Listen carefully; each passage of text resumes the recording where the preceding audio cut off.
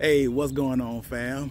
I know I haven't posted on here in a while, but there's just been something that's been on my head and on my heart that just frankly is more appropriate for this channel. It's more related to the subject matter that we focused on with this channel. And that is the current state of inflation.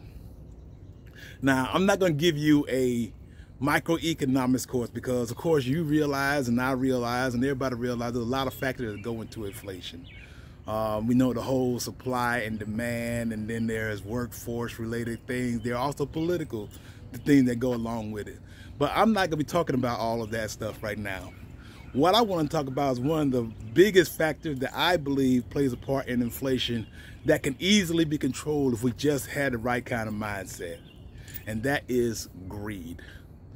Now, I've been watching this show narrated by Stacy Keach called American Greed. Now, a lot of y'all probably heard of this show, and it's been going on for many, many years. There just seems to be no shortage of examples of extremely greedy people who are just willing to set all morals aside in order to try to get personal gain, no matter who they hurt. Now, one particularly bothersome subject that was recently focused on American Greed was a man named Gregory Lowe's.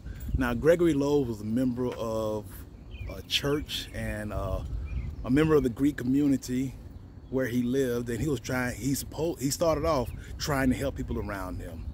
But when he started earning trust and started seeing the potential for greed, it just all changed. He convinced his church to let him invest the $2 million endowment fund, promising them 6 to 8% returns, which is, if you know about it, that's pretty dang high. But it's not so high to where it set off any red flags and stuff. So the guy was smart. And so he took the $2 million endowment fund that they was using for missionary work. They was giving out $40,000 and $50,000 scholarships to a lot of young people of the church, and they was doing this for quite a while. And they were able to continue doing it even after they gave the money to Mr. Lowe's. I won't say Mr. Lowe's, but he wasn't a real man to me. But anyway, when they asked for $40,000 or $50,000 for a scholarship, he just cut them a check. The check didn't bounce and everything. He gave them statements showing how well they're doing, but of course those statements were all falsified by him.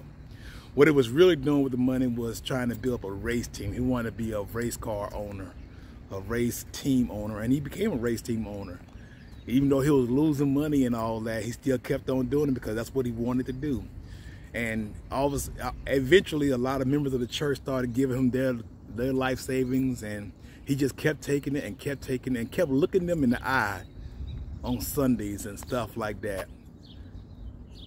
And then eventually, of course, like it always do with these little Ponzi schemes, it caught up to him, and he wasn't able to give people their money back. He supposedly tried to kill himself before he got arrested, but he was eventually arrested and put in prison for quite a long time. But anyway, so what does this have to do with inflation and stuff? Well, like I said, I think greed plays a major role. Like I said, it may not be the biggest role, but it plays a major role to me. What I believe is going on is corporations have a certain profit level that they are trying to attain. They call it being responsible to their investors and their stockholders. That's what they call it. But to me, it's just greed. We want to make this much money.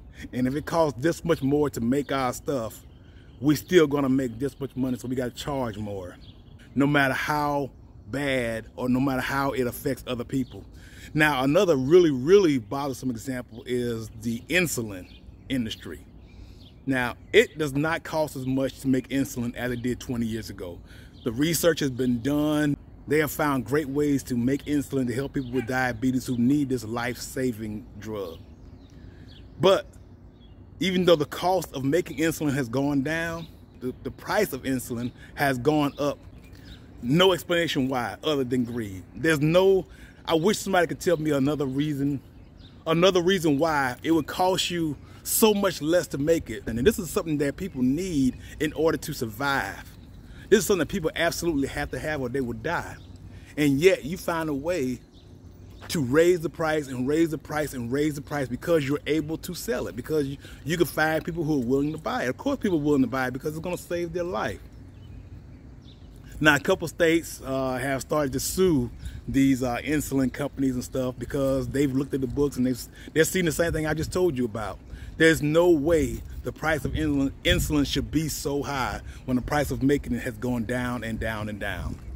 But it's inflation in the food. It's inflation with gases, with gas prices and stuff like that. You know, I'm driving a diesel truck now, so I'm extremely and acutely aware of what the prices are these days. And it's just that people are not doing what it takes. People are not being held accountable for what they're doing. And that just bothers me. Now, of course, I can get into a political discussion about how our elected officials are not doing what they should be doing. They're not coming together to get something done about this or holding the industries accountable. But some of them are. Some of them are, but I just don't. I have long given up trying to keep my faith in man doing the right thing. People with power and people with money want to keep power and they want to keep money, and so that's just the way it is right now. So what's the solution? What's the answer? Well, I promise you, fam, if I knew that, I would share it with you. But the fact of the matter is, I don't. I can tell you the same things that a lot of people been telling you. Find ways of cutting costs. Drive less if you are able to. But a big thing you can do is try to find out who are the ones who have a little bit of say, a little bit of authority, a little bit of power, who are actually trying to do something about this, and support those individuals. Try to figure out a way to reach across any kind of other political differences you may have and support people who are trying to do something better for this country and for the people in it. I know it sounds like a simple, it's easier said than done, I know, but I just wanted to share that with you guys. And I wanted to get this off my chest. I just feel like one of the biggest problems we face right now is greed. Now, of course, there are many, many, many other problems that we're facing. There is distrust, there's hatred, there's a lot, but I'm talking about for inflation, I think one of the biggest problems we have is greed.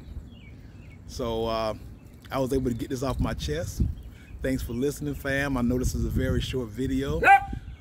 If you want to know what Peggy and I are doing, we're over on the channel Gone with the Windleys now. That's my dog DJ making all that noise over there while I'm trying to record. We're here at the dog park. Peggy and I, we don't really make much content about the prepper community anymore or things like this. This is just trying to show you what it's like living a life of a smaller life, a more compact life, a more minimalistic lifestyle while we travel the country in our RV. So if you're interested, go ahead and check out Gone with the Windleys and stuff. That's about all I have for the day, fam. I just want to remind you guys to get out there and do something good for yourself. And for others as well. Y'all take it easy, fam. Take me in your arms, do just what you want. You're the one I trust.